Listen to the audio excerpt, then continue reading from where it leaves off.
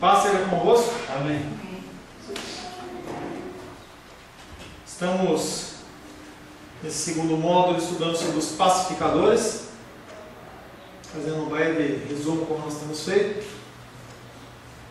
Nós iniciamos falando que a bem-aventurança dos pacificadores, ela, não só ela, todas as outras, elas são consequências da salvação.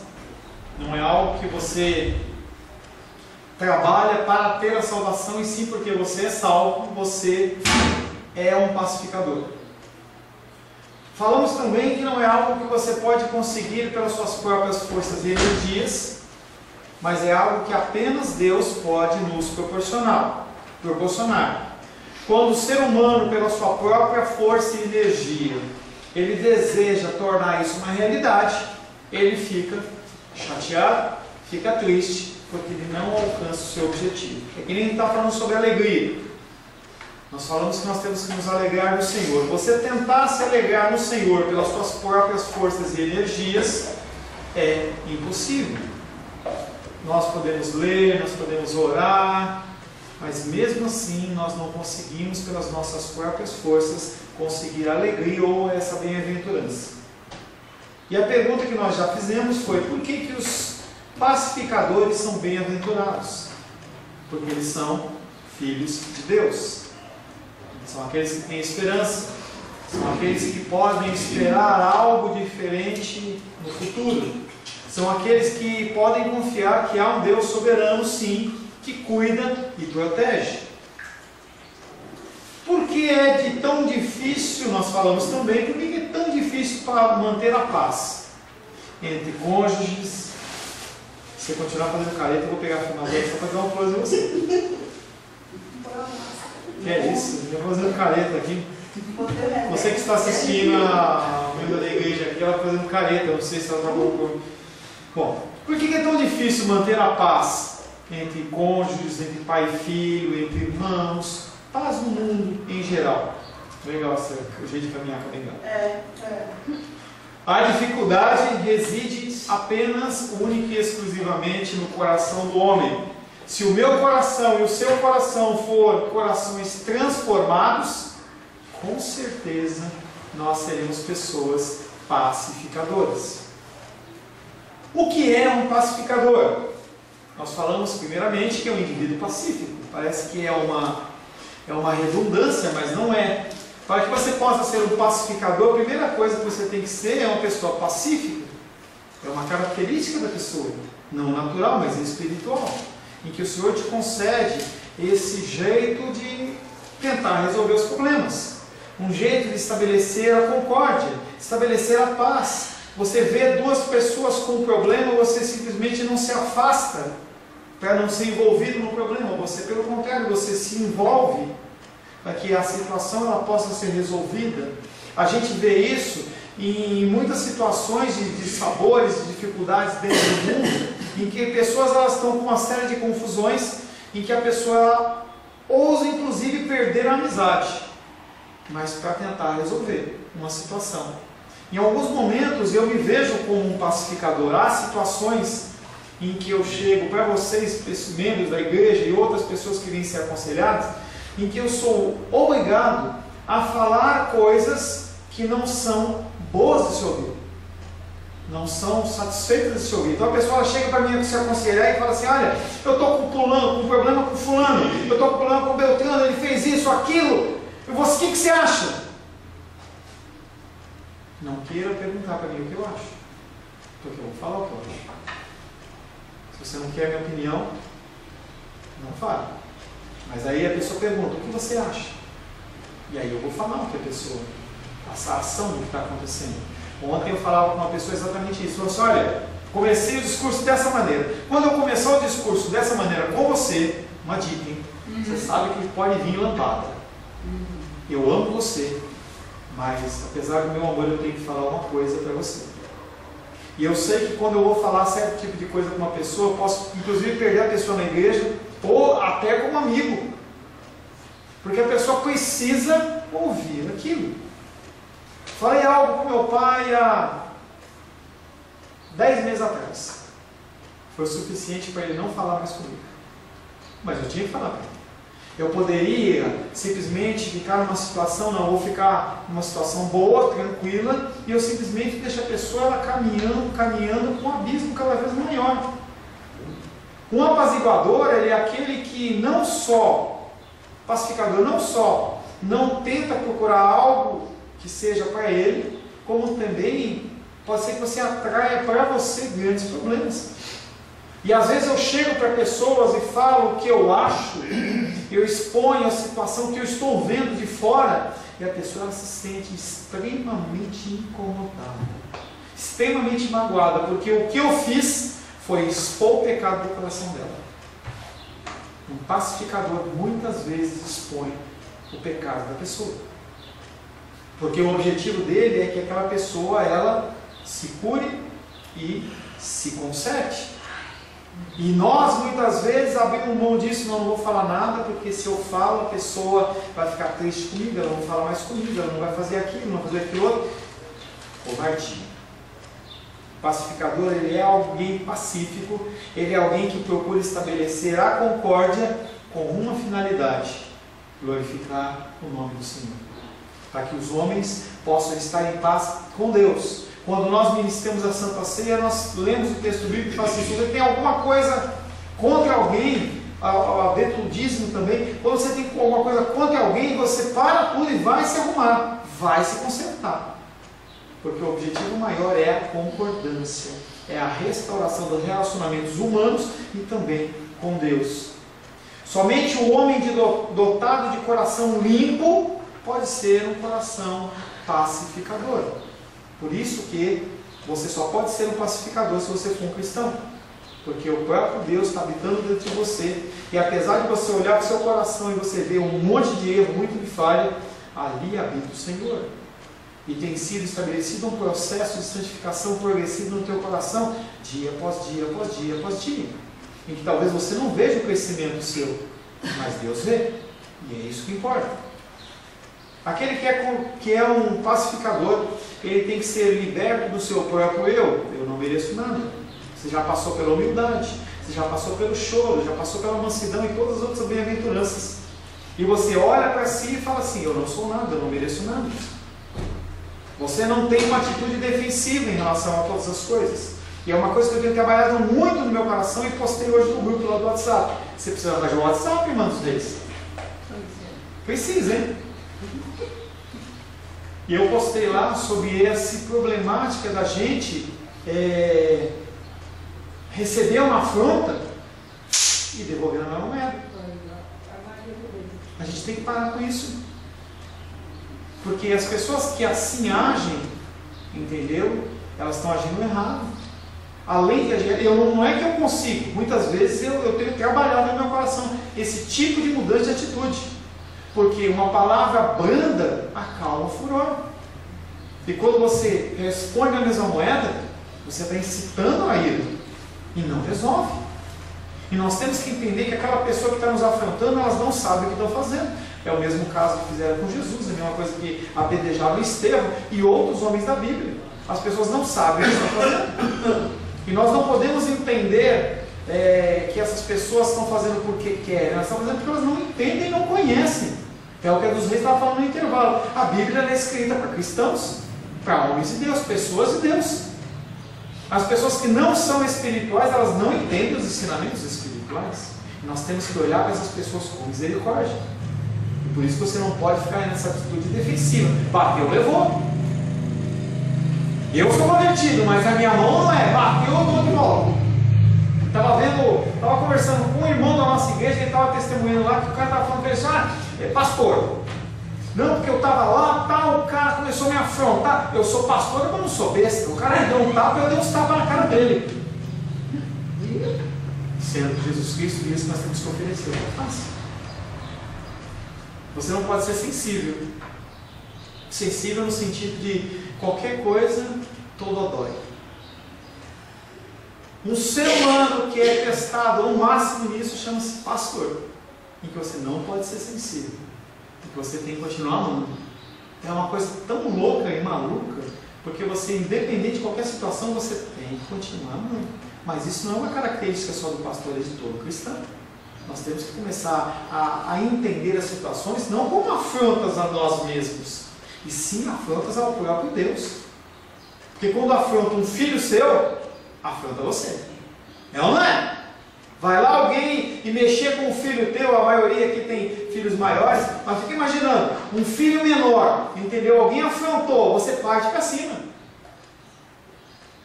E Deus? Será que Deus não faz o mesmo? Será que Deus não faz o mesmo? Inclusive ele fala, eu sou o vingador. Vocês não precisam se vingar, eu faço a vingança, eu estabeleço a vingança. E aí você não pode ficar no contexto de que reação isso poderá causar em mim, o que isso significa para mim. E isso estabelece uma visão totalmente nova de si mesmo. Nós estamos ainda resumindo, tá? Mateus 10, 39 diz, quem acha a sua vida, perdê-la-á. Quem todavia perde a sua vida, por minha causa, achá-la-á. Está falando em você abrir mão. Esse perder a vida não é você, cadê minha vida? Será que a minha vida não é isso, gente? Senão fica parecendo ignorância, besteira, não é isso. Ele está falando em você abrir mão das coisas concernentes a você em detrimento do próximo. Você tem algo que tem que ser feito para mim e para o outro, eu privilegio o outro. E isso é algo que em certa medida acontece muito entre pais em relação aos filhos. Às vezes a gente deixa de fazer algo que é agradável para nós, simplesmente porque o filho quer uma outra coisa. Ou o privilégio, você se priva de fazer coisas no sentido de dar o melhor para os seus filhos. E é algo que nós temos que exercer em uma medida também e maior em relação às pessoas que nos cercam. É uma mudança de ótica. Você tira o foco de si mesmo, mesmo que sejam seus filhos, e você começar a olhar para as pessoas no geral. Fica olhando a Diene. Ela está passando as dificuldades dela lá, nós como igreja estamos ajudando. Tá? Para alguns eu acabo falando, para outros não. Tá? O Sebastião ele tem andado mais de perto comigo, ele sabe disso, nós temos ajudado ela financeiramente. E todo domingo ela traz um saquinho de um alimento aqui. Eu fico constrangido, porque a pessoa que está passando dificuldade, ela está olhando para a necessidade do outro primeiro. Ela não está olhando para ela. E aí as pessoas no âmbito geral nem lembram. Nem lembram. O crente tem uma nova vida. E como é evidente, isso significa que ele tem uma nova visão dos seus semelhantes. A partir do momento que você tem um novo coração, você tem uma nova vida, você tem que mudar o seu comportamento, você tem que começar a olhar para as pessoas de uma maneira diferente. Um pacificador é um homem que não fala mal a respeito de outras pessoas quando elas se mostram ofensivas. Ai, nós temos que parar de falar mal das pessoas. Não é um comentário. Se você, eu vou falar mais para frente, mas se você ouve um comentário da Lourdes, você não tem que falar para a Lourdes porque não vai ajudar nada. Você só vai estabelecer no coração dela amargura. Porque não tem ninguém que receba uma resposta dessa. Eu amo a dos Reis, tenho o maior carinho por ela. A Lourdes vem e fala assim, olha pastor, eu ouvi a Lourdes, a dos Reis falar muito mal de você. O que ajudou? Não ajuda nada. Porque se ela realmente tem um sentimento por mim que não é um sentimento de amor, não é porque a pessoa falou que vai mudar. O que vai acontecer é que você vai gerar no coração de um terceiro mais amargura. Eu me pego fazendo isso muitas vezes. E nós temos que mudar. Isso é nocivo. Isso chama-se fofoca. A palavra de Deus, não sei muito bem o endereço, ele fala que tem 7 coisas que o Senhor abomina. Não, que ele não gosta. E tem uma 7ª que ele abomina, que é incitar a contenda entre os irmãos. E aí você pode cometer um monte de pecado. Quando você incita esse tipo de comportamento, faz esse tipo de coisa, Deus olha para você e te abomina.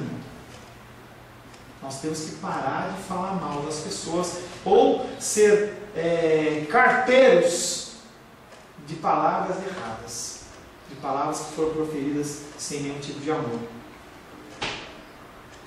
Um pacificador é um homem que não fala mal a respeito de outras pessoas e quando elas se mostram ofensivas e de trato problemático, ele não comenta.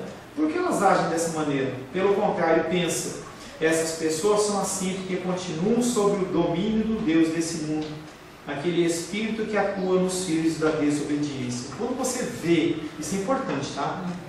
Isso é importante. Quando você vê pessoas agindo de uma maneira errada, verbalmente ou de uma maneira, um ato errado, A primeira atitude que você tem que ter é entendimento de que aquela pessoa ela não é iluminada pelo Senhor, que está falando aqui. E você tem que agir muito mais com misericórdia do que com julgamento. É a ação de Jesus Cristo quando Ele olha para todas aquelas pessoas e fala: perdoa, Pai, porque eles não sabem o que fazem.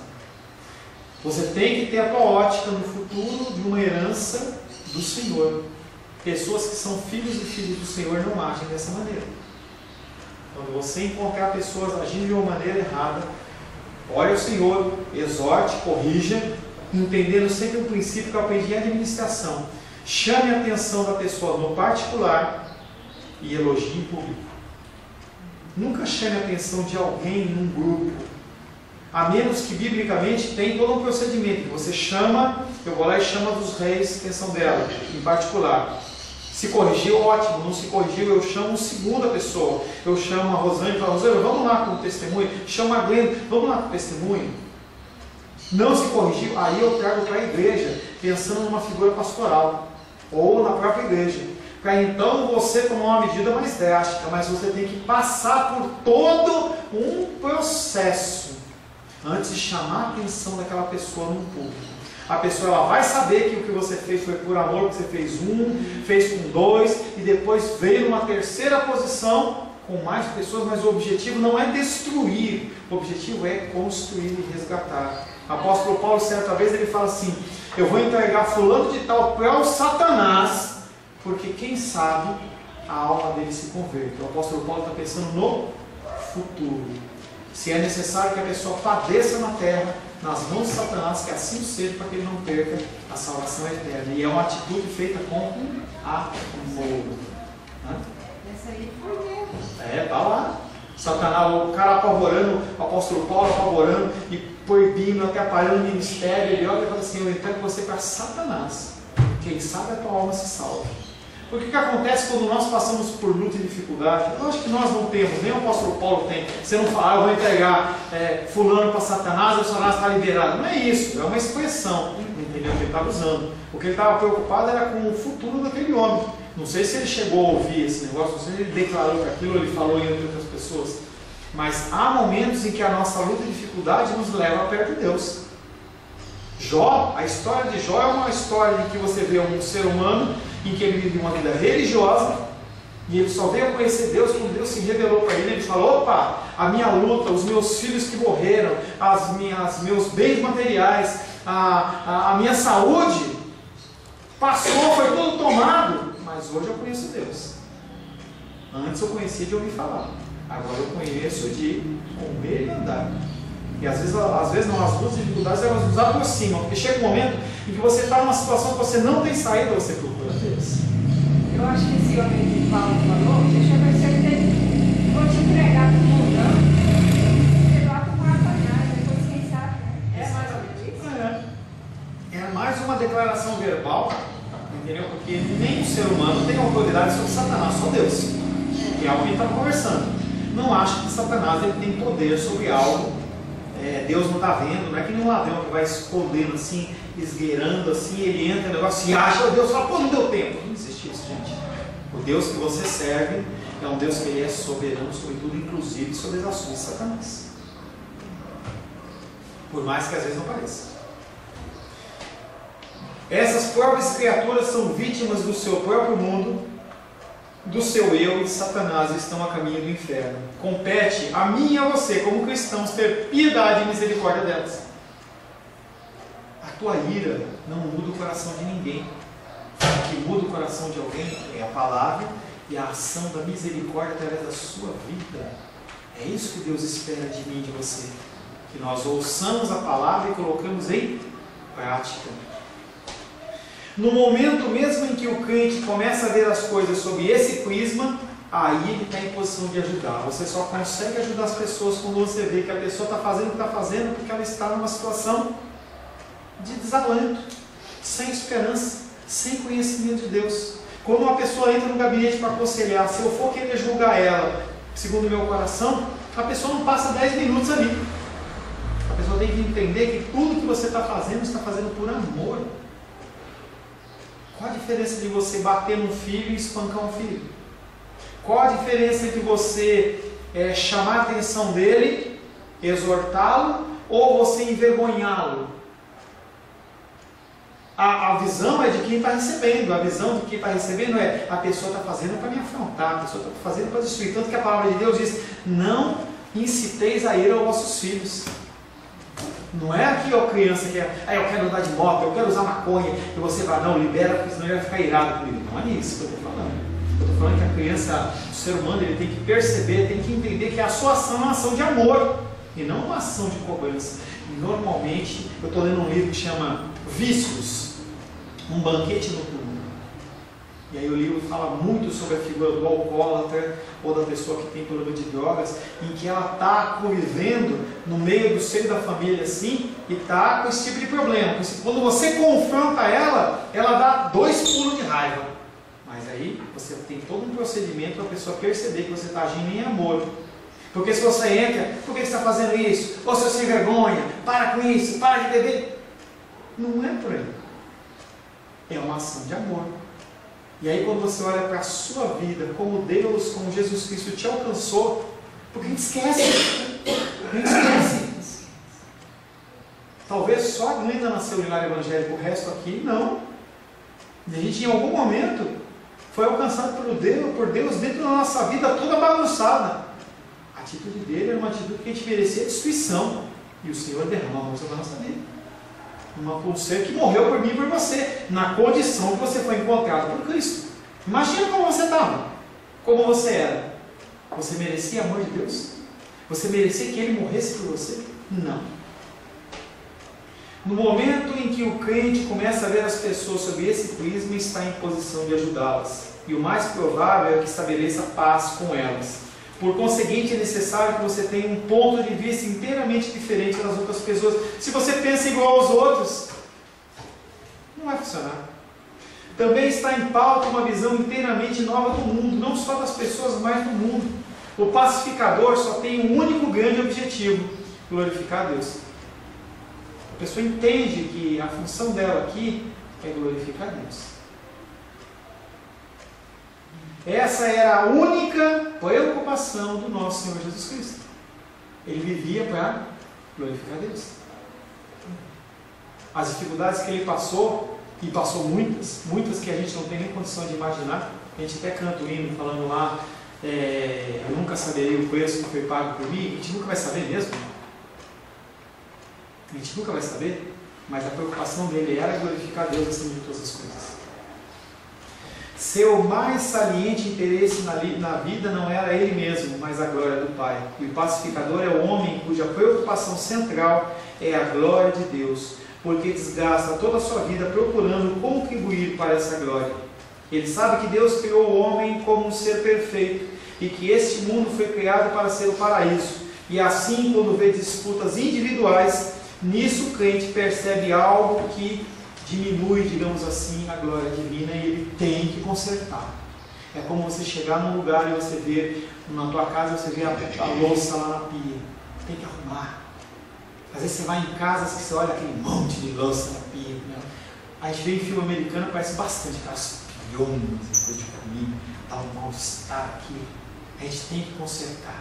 E aí você vê uma situação de uma pessoa que ela está desejada do Senhor. A sua função é tentar colocá-la e ajudá-la a colocar nos eixos, não na pancada, às vezes com dureza, mas com muito amor, porque o objetivo maior é que a pessoa ela entre nos eixos para que ela possa conviver com o Senhor em harmonia e o nome dele ser glorificado, e não a pessoa olhar e falar assim: você me ajudou, obrigado, é isso mesmo. A gente tem que tirar a glória da gente e entregar nas mãos do Senhor. O pacificador é o homem que se dispõe inclusive a deixar-se humilhar e que está pronto para fazer tudo e qualquer coisa a fim de que a glória de Deus seja promovida.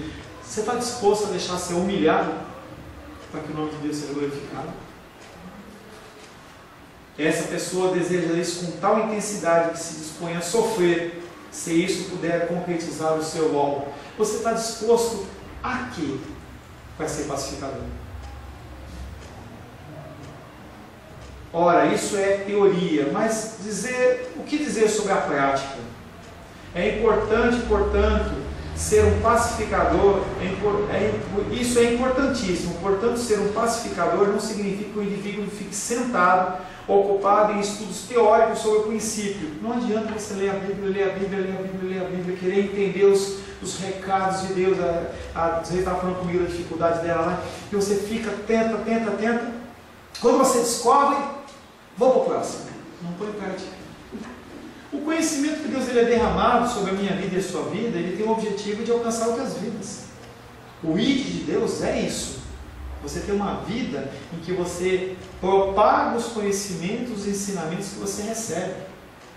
Eu, dentro da medida que eu tenho aprendido, eu tenho tentado fazer isso com vocês. Acabei um curso agora, de sábado de manhã, da tarde ainda continua. O objetivo é simplesmente glorificar Deus e tentar auxiliar as pessoas dentro das dificuldades delas. São especializações, é como um dentista, é como um médico, ele sempre fazendo atualizações. Você não pode se acalmar no cristianismo que você já conhece, você tem que buscar mais, mas você tem que pôr em prática, não pode ficar só para você. Como que isso funciona na prática? Em primeiro lugar e acima de tudo, significa que a pessoa aprende a falar, a não falar o que não deve. Isso foi o que eu postei hoje no grupo. Primeira coisa que você, como pacificador, precisa aprender é que você tem que parar de falar besteira. Você tem que começar a controlar a sua língua. Você abre a sua boca demais. Deus, ele deu uma boca só. A gente ouve esse exemplo há anos, que Deus nos deu 2 ouvidos, mas a gente só usa mais a boca do que o ouvido. A pessoa começa a falar, você corta. Eu faço isso demais. Parece que eu quero adivinhar, como se eu fosse um ungido e eu adivinhasse o pensamento da pessoa e eu entro. Em primeiro lugar, nós temos que parar de falar besteira. Se ao menos todos pudéssemos controlar a língua, haveria muito menos discórdia no mundo. Se a gente conseguisse controlar a língua, muita dificuldade que a gente já passou, a gente não teria passado. A gente não consegue controlar. Eu sou um crente pavio curto. Eu não levo desaforo para casa. Bateu, levou. A gente tem que parar com isso. Tiago, que era dotado de uma mente prática, expressou isso de uma maneira perfeita. Tiago 1,19.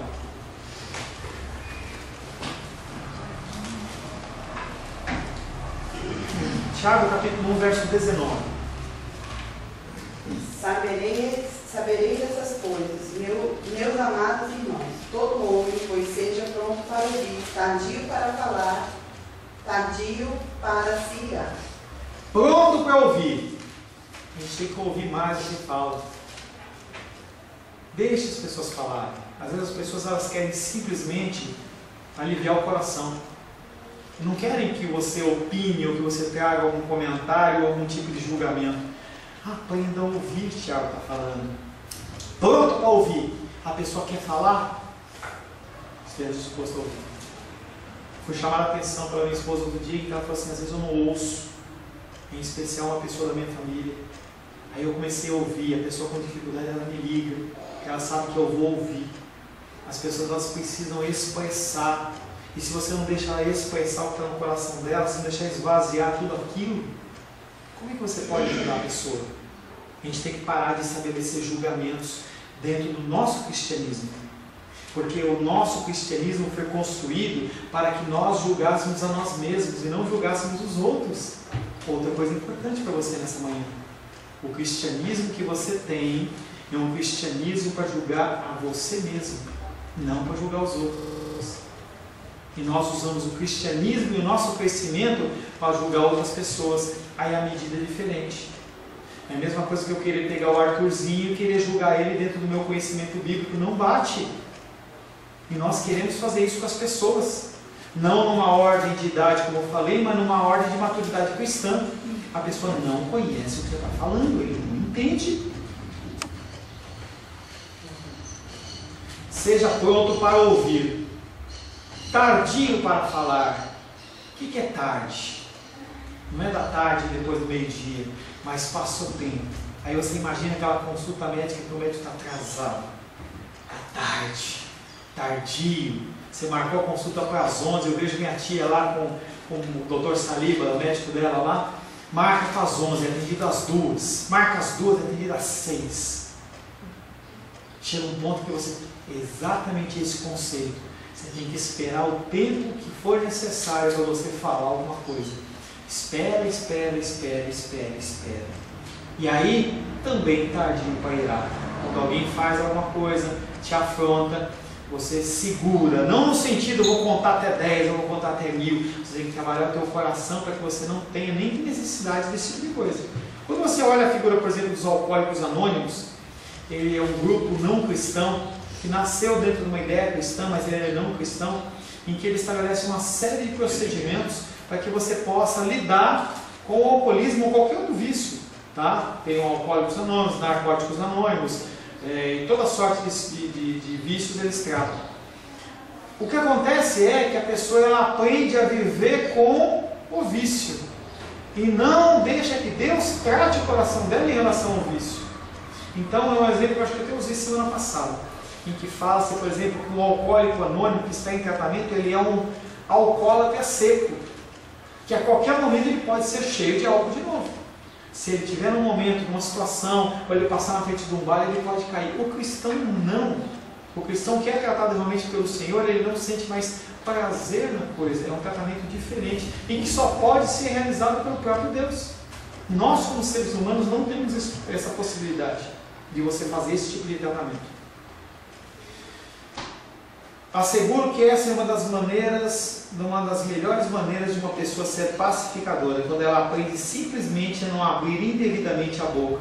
Por exemplo, quando lhe disserem algo que o tente a replicar, não o faça. E não somente isso, mas também não repita informações quando souber que elas podem prejudicar a outrem, que é aquilo que eu já falei para vocês. Você não está sendo um verdadeiro amigo se disser a um outro amigo alguma coisa de descortês que foi dito acerca dele por outra pessoa. Isso em nada ajuda, mas exibe uma falsa amizade. É como se a pessoa quisesse construir para outra pessoa: olha, em mim você pode confiar, porque eu vou trazer para você as coisas que eu ouvi. As ideias grosseiras e indignas não merecem ser repetidas. Precisamos aprender a controlar as nossas línguas e os nossos lábios. O pacificador é o indivíduo que não fica dizendo coisas. Por muitas vezes talvez incline-se para dizer algo, mas tendo em vista a concórdia, ele não diz. Ele sabe, tem vontade, mas ele para pensar e fala assim: se eu disser isso, eu vou gerar muito mais confusão do que coisa abençoada. O homem natural mostra-se intensamente vivo dentro de nós. Com frequência ouve-se algum crente dizer: eu tenho que falar o que eu penso. Eu tenho que ser uma pessoa verdadeira e franca. Nem sabe. Tiago diz que às vezes essa franqueza sua muito mais mata e destrói e machuca do que conserta. Às vezes você tem que receber isso, deixar isso no teu coração, segurando essa vontade de falar. E é uma coisa que eu luto. E eu luto com isso. Porém, que dizer se todos falam? Imagina se todo mundo falasse o que pensa. As grandes lutas e as grandes discórdias acontecem quando todo mundo fala o que pensa de uma maneira desmedida, sem ser uma maneira pensada. O crente não deve desculpar-se e falar conforme o seu velho homem. Me desculpa, mas eu vou falar o que eu estou pensando. Por ser crente, espera-se que nós sejamos homens novos, criados segundo a imagem e semelhança do Senhor Jesus Cristo. Ou seja, pronto para ouvir, tardio para falar e tardio para irar.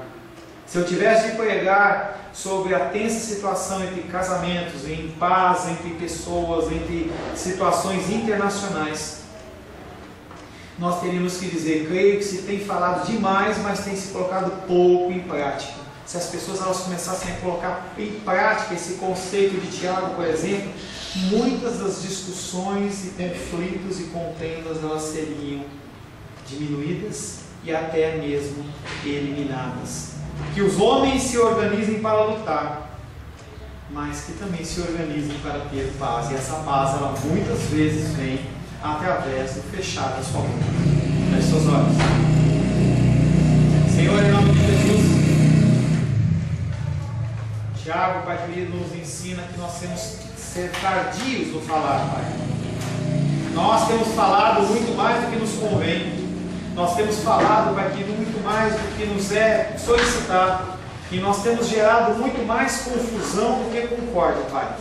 Por isso, Pai querido, em nome de Jesus, nós queremos nesta manhã entregar a nossa boca, a nossa língua nas Tuas mãos, nos pedindo que o Senhor nos ensine a que nós nos controlemos, Pai, para que haja concórdia entre as pessoas e que o Teu amor seja manifesto e não a confusão e a ira, Pai. Em nome de Jesus. Amém. Glórias a Deus.